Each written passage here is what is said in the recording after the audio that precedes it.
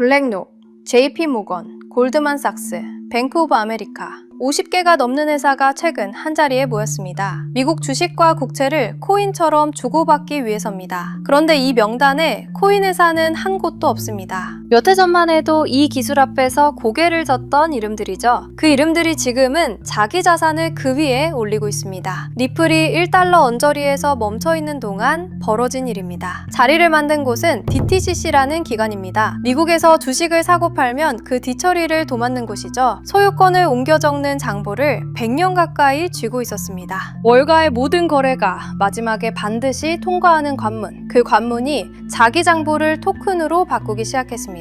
주식, 지수를 따라가는 상품, 그리고 미국 국채. 여기서 국채라는 단어는 그냥 넘기시면 안 됩니다. 미국이 진 빚은 39조 달러가 넘습니다. 이 빚을 계속 굴리려면 국채를 사줄 사람이 끊이지 않아야 하는데 오래 들고 있던 나라들이 하나둘 손을 놓고 있거든요. 중국은 미국 국채 비중을 근 20년 만에 최저치까지 줄였습니다. 살 사람이 줄면 파는 방식을 바꾸는 수밖에 없습니다. 그래서 토큰으로 바꾸는 겁니다. 하루 24시간 국경 없이 누구든 사고 팔 수 있게. 그런데 만드는 건 절반입니다. 토큰이 된 국채가 은행에서 은행으로, 나라에서 나라로 실제로 건너가야 하거든요. 옮길 길이 없는 토큰은 창고에 쌓인 재고와 다르지 않습니다. 그 길은 이미 한 번 열린 적이 있습니다. 토큰으로 만든 미국 국채가 국경을 넘어 다른 은행으로 건너갔고 상환까지 끝났습니다. JP모건이 들어왔습니다. 마스터카드가 들어왔습니다. 그 거래가 기록된 장부는 XRP 레저였습니다. 걸린 시간 4초. 이상한 건 여기서부터입니다. 리플은 그동안 조용했습니다. 소송에 묶여 있었고 가격은 몇 년째 제자리였고 들리는 소식이라고는 재판 얘기뿐이었죠. 많은 분들이 그 시간을 잃어버린 시간이라고 부릅니다. 그런데 이 길은 하필 그 조용한 시간에 완성됐습니다. 돈은 그걸 먼저 알았던 모양입니다. 미국 개인 투자자들의 주식 주문을 가장 많이 체결하는 회사가 있습니다. 시타델. 이 회사가 코인 거래소 한 곳에 4억 달러를 넣었습니다. 그런데 그보다 앞서 리플의 지분 라운드에 이미 들어가 있었습니다. 5억 달러입니다. 월가는 감정으로 자리를 잡지 않습니다. 자기 돈이 지나갈 길에만 미리 자리를 잡죠. 빚을 토큰으로 바꾸기 시작한 나라가 있습니다. 그 토큰이 지나갈 길이 있습니다. 그리고 그 길 앞에 미리 앉은 돈이 있습니다. 우연히 겹친 세 가지일까요? 아니면 이 순서를 처음부터 알고 있던 사람들이 있는 걸까요? 리플 보유자 여러분, 저희 팀은 오늘 위로가 아닌 여러분이 지난 5년 동안 리플이라는 감옥에서 보낸 시간의 기회비용에 대한 잔혹한 영수증을 보여드리려 합니다. 솔직해집시다. 여러분이 리플을 들고 있는 목적은 단 하나, 돈입니다. 남들이 비트코인으로 졸업하고 밈코인으로 벼락부자가 될 때 왜 여러분의 계좌는 5년째 멈춰 있어야만 했습니까? 왜 리플은 호재가 터져도 가격이 제자리 걸음이었고 소송을 이겨도 폭등하지 않았을까요? 대중은 이것을 소송이라 불렀고 시장은 악재라 믿었습니다. 하지만 저희가 발견한 진실은 달러 제국의 강제적 재부팅이었습니다. 저희 팀이 추적한 결과는 명확합니다. 여러분의 수익이 억제된 그 5년은 설계자들이 리플을 가장 싼 가격에 국가 자산으로 편입시키기 위해 만든 인위적인 매집 구간이었기 때문입니다. 그들은 여러분의 공포와 지루함을 이용해 리플의 물량을 헐값에 빨아들였습니다. 세력들이 배를 불리는 동안 개미들은 기회비용이라는 가장 비싼 대가를 치러야 했습니다. 1913년 12월 23일 조지아주 지킬섬의 비밀 회동에서 탄생한 연방준비제도. 지난 113년간 이 시스템은 달러를 무한정 발행해 전 세계의 부를 빨아들이는 거대한 기계였습니다. 그 낡은 엔진이 멈추고 새로운 시스템으로 교체되는 2026년, 그 설계의 정점에 3명의 인물이 서 있습니다. 스콧 베센트, 케빈 워시, 스티븐 미란. 사람들은 이들을 단순한 경제팀이라 부르지만 저희 팀은 이들을 트리니티, 부의 재편자들이라 부릅니다. 이들이 하려는 건 고작 금리 몇 % 내리는 게 아닙니다. 미국의 36조 달러라는 천문학적인 부채를 디지털 용광로에 던져버리고 그 잿더미 위에서 리플이라는 단 하나의 혈관을 통해 부를 강제로 재분배하는 것입니다. 여러분이 5년간 견딘 그 고통스러운 박탈감이 어떻게 압도적인 수익으로 치환되는지 그 설계도의 첫 번째 페이지를 공개하려고 합니다.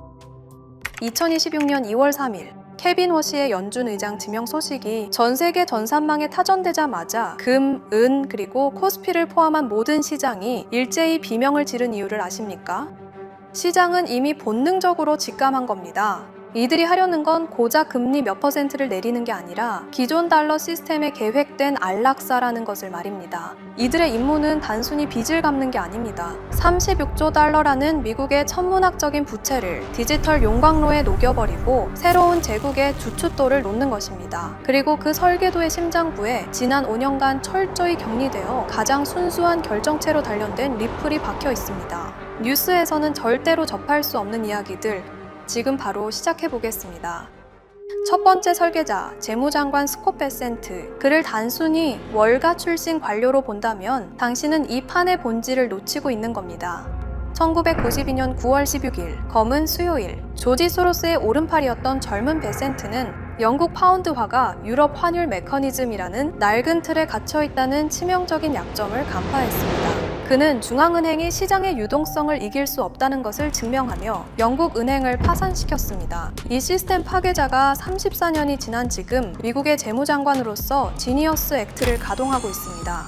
공식 명칭은 정부 효율성 및 국가 인프라 유틸리티 전략. 그러나 그 이면에 숨겨진 실체는 미국 부채의 알고리즘 청산 프로토콜입니다. 저희 팀이 입수한 정보에 따르면 2025년 3월 플로리다 마러라고에서 베센트와 리플 CEO 브래드 갈링하우스의 비공개 회동이 있었습니다. 베센트가 갈링하우스를 호출한 이유는 명확했습니다. 미국 국채의 즉각적인 유동화를 위한 기술적 확신이 필요했기 때문입니다. 당시 미국은 부채 한도 협상이 결렬되며 국채 수익률이 폭등하고 달러의 신뢰가 붕괴하기 직전이었습니다. 베센트는 갈링하우스에게 물었습니다. 전 세계에 흩어진 36조 달러의 부채를 3초 만에 이동시키고 결제할 수 있는 시스템이 준비되었는가? 갈링하우스는 리플의 실시간 총액 결제 시스템과 이미 전 세계 300개 이상의 금융기관과 연결된 글로벌 배관망의 데이터를 제시했습니다. 이것이 클래리티 법안을 통해 리플에 전 세계 유일의 법적 면죄부를 부여한 결정적 계기였습니다. 베센트가 설계한 국채 토큰화의 핵심은 RWA 기술입니다. 지니어스 액트 제402조에 따라 미 재무부는 36조 달러의 종이 국채를 디지털 토큰으로 발행합니다. 발행, 재무부가 보증하는 디지털 국채가 리플의 결제 원장 위에 발행됩니다. 담보, 이 토큰은 전 세계 금융기관에 실시간으로 분배되며 기존의 복잡한 중개 절차 없이 즉각적인 담보물로 인정받습니다. 이제 미국 국채는 들고 있으면 이자만 받는 무거운 짐이 아니라 전 세계 어디서든 즉시 현금화할 수 있는 디지털 화폐의 지위를 얻게 된 것입니다. 이 토큰화된 부채를 전 세계로 유통하는 수단이 바로 리플의 즉시 결제 전환 시스템입니다. 기존 시스템에서 미국 국채를 팔아 현금을 만들려면 스위프트망을 타고 수일이 걸리지만 리플의 즉시 결제 전환 시스템에서는 토큰화된 국채가 XRP로 바뀌고 바뀐 XRP를 다시 각 나라의 법정 화폐로의 전환이 단 3초 만에 일어납니다. 미국 국채가 리플의 즉시 결제 전환 시스템 고속도로에 태워지는 순간 전 세계 유동성은 리플이라는 브릿지 자산을 거칠 수밖에 없습니다. 36조 달러의 거대한 부채 흐름이 XRP라는 좁은 길을 통과할 때 리플의 가치는 어떻게 되겠습니까? 부채를 처리할 유동성이 부족해지면 설계자들은 리플의 가격을 인위적으로 상승시켜 그 거대한 자금을 수용할 수 있는 그릇을 만들어야만 합니다. 베센트는 지금 달러 시스템의 붕괴를 막기 위해 리플의 배관을 빌려 미국의 빚을 전 세계 금융기관의 혈액으로 강제 이식하고 있는 것입니다. 두 번째 설계자, 차기 연준 의장 케빈 워시. 저희 팀은 그를 구체제 처형자이자 시스템의 집행자라 부릅니다. 그는 2008년 리먼 브라더스 파산 당시 연준의 최연소 이사로서 세계 금융 시스템이 한순간에 무너져 내리는 아수라장을 현장에서 목격했습니다. 그는 당시 보았습니다. 연준 의장의 말 한마디에 시장이 요동치고 낡은 전산망 때문에 유동성이 적재적소에 공급되지 못해 멀쩡한 기업들이 줄도산하는 그 비효율의 극치를 말입니다. 워시는 그 후 15년간 칼을 갈았습니다. 그는 공개적으로 선언해왔습니다. 연준은 시장을 안정시키는 게 아니라 불투명한 판단으로 시장을 왜곡하는 거대하고 멍청한 공룡이다. 그리고 이제 그는 돌아왔습니다. 거대한 공룡의 심장을 사람의 손이 아닌 코드와 규칙으로 뛰게 만들기 위해. 저희 팀이 입수한 2026년 1월 다보스 포럼 비공개 세션의 보고서에 따르면 워시는 전 세계 중앙은행가들 앞에서 충격적인 선언을 했습니다. 더 이상 FOMC 회의실에 모여 금리를 몇 % 올릴지 토론하는 시대는 끝났다는 것입니다. 그가 제시한 알고리즘 통화 시스템의 실체는 이렇습니다. 시장의 유동성, 물가, 통화량을 실시간 데이터로 수집하고 인공지능 알고리즘이 1초 단위로 통화 가치를 조절하는 시스템. 이 미친 듯한 속도를 감당할 수 있는 유일한 하드웨어가 바로 리플의 RTGS, 실시간 총액 결제 엔진입니다. 인간의 판단이 개입될 틈을 주지 않고 자산의 이동과 결제가 동시에 일어나는 이 엔진은 연준의 새로운 심장이 될 것입니다.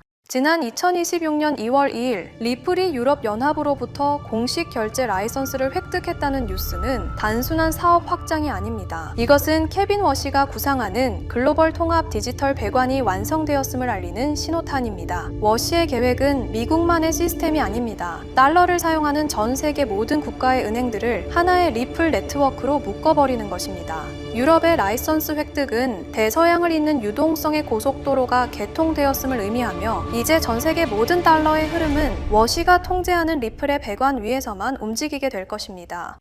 케빈 워시에게 리플은 가격이 오르고 내리는 투자용 코인이 아닙니다. 그것은 낡고 녹슨 달러 시스템을 대체할 가장 완벽한 디지털 배관 그 자체입니다. 워시는 비트코인을 가치 저장 수단인 디지털 금으로 인정하면서도 실제 세상의 모든 돈이 흐르는 혈관으로는 오직 리플만을 지목했습니다. 기존 시스템에서는 돈이 이동하는 데 수일이 걸리지만 워시의 알고리즘 연준에서는 리플의 브릿지 기술을 통해 전 세계 자본이 실시간으로 흐릅니다. 36조 달러의 국채 유동성을 실시간으로 처리해야 하는 연준에게 초당 수천 건의 거래를 완결성 있게 처리하는 리플레저는 선택이 아닌 생존입니다. 워시는 지금 연준의 이름으로 리플이라는 거대한 기계 심장을 가동해 대중이 알지도 못하는 사이에 부의 이동 통로를 완전히 재편하고 있습니다.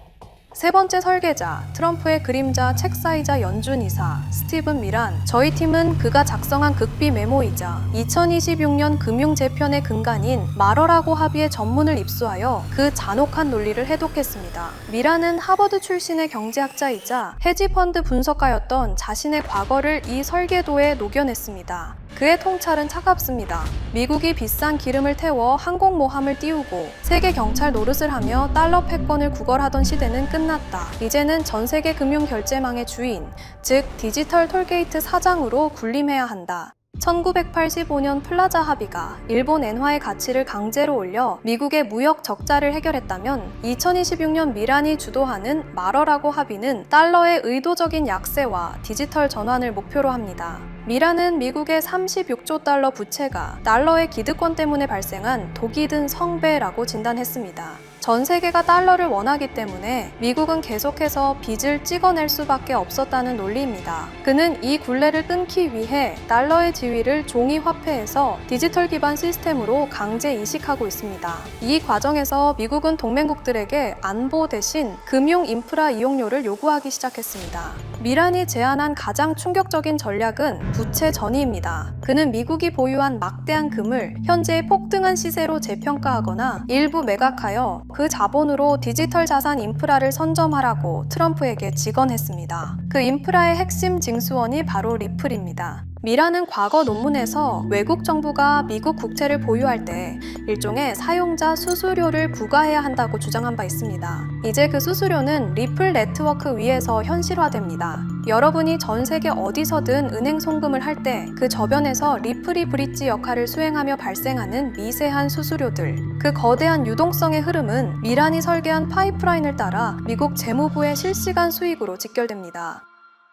2025년 말 정식 출시되어 현재 전 세계 주요 거래소와 은행망에 깔린 리플의 스테이블 코인 RLUSD는 이 디지털 통행세를 징수하기 위해 현장에 투입된 첫 번째 관리입니다. 미란은 불투명한 테더를 제거하고 미 재무부의 통제권 아래 있는 RLUSD를 전 세계 결제 표준으로 밀어붙이고 있습니다. 전 세계 모든 기업과 개인이 RLUSD로 결제하고 리플로 전송할 때마다 미국은 전 세계 모든 금융 거래에 대해 소수점 단위의 통행세를 징수합니다. 미국은 이제 세계의 경찰이 아닙니다. 전 세계 금융 고속도로를 소유하고 통행료를 거두는 거대 인프라 기업으로 변모했습니다. 당신은 지금 총칼 없는 디지털 식민지화의 시대를 목격하고 계십니다. 그리고 그 제국의 통화로 채택된 리플을 보유하고 있다는 것은 제국의 톨게이트 수익권을 공유하고 있다는 것과 같은 의미입니다.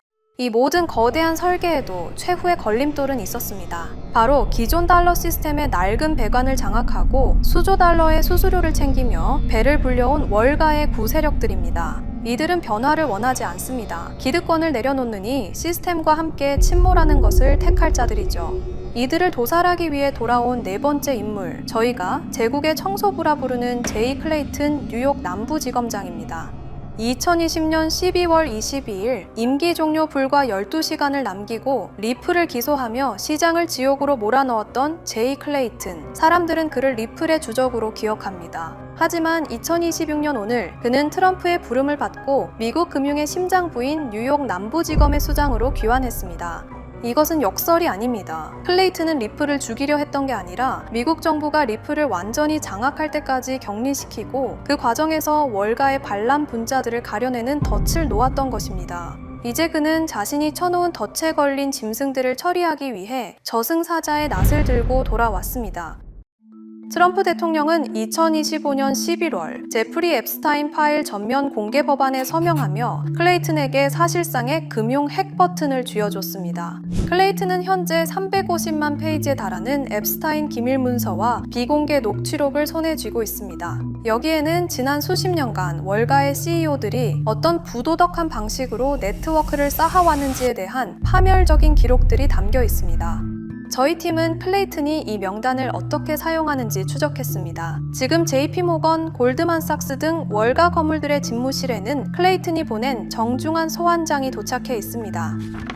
그 소환장 구석에는 제프리 앱스타인의 전용기 탑승 명단 일부가 포스트잇처럼 붙어 있습니다. 클레이튼의 메시지는 간결하고도 치명적입니다. 낡고 부패한 스위프트 시스템을 버리고 우리가 설계한 투명한 새로운 표준으로 자산을 강제 이주시키겠습니까?